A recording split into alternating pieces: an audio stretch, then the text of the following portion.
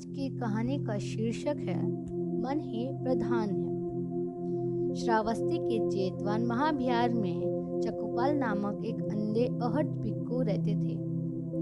वे प्रातःकाल में टहलते थे। टहलते टहलते उनके पैरों के नीचे दबकर बहुत सी बीड़ बूटियां मर जाती थी। एक दिन कुछ भिक्षुओं ने ये बात भगवान से कही।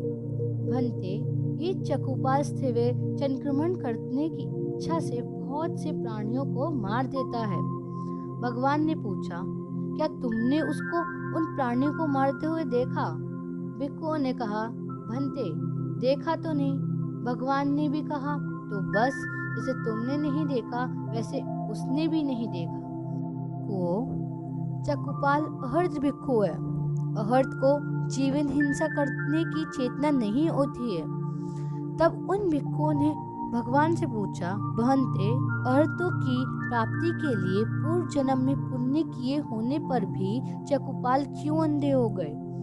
भगवान ने कहा, चकुपाल ने अपने पूर्व जन्मों में एक बार वैध होकर बुरे विचार से एक स्त्री की आंखों को फोड़ डाला था।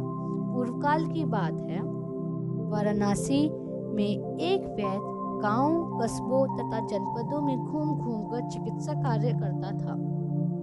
एक दिन उसने किसी नेत्रविहीन स्त्री से पूछा, तुम्हें क्या कष्ट है? उस स्त्री ने उत्तर दिया, मुझे आंखों से दिखाई नहीं देता। वैद्य ने कहा, मैं तुम्हारा इलाज कर दूंगा।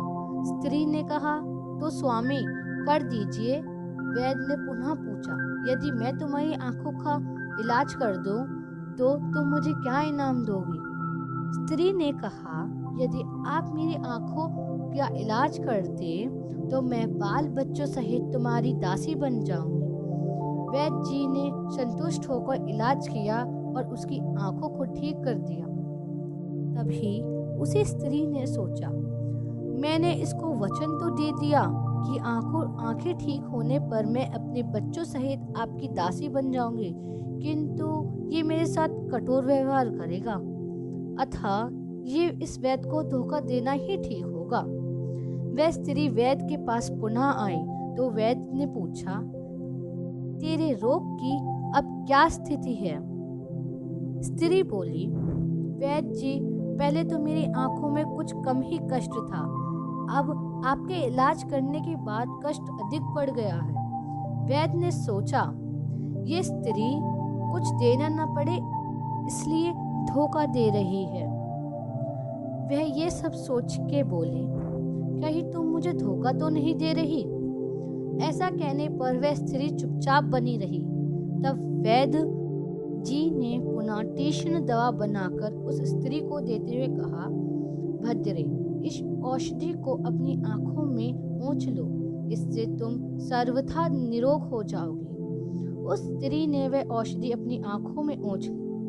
उस औषधि के ओंछते ही उसकी दोनों आंखों की रोशनी चली गई।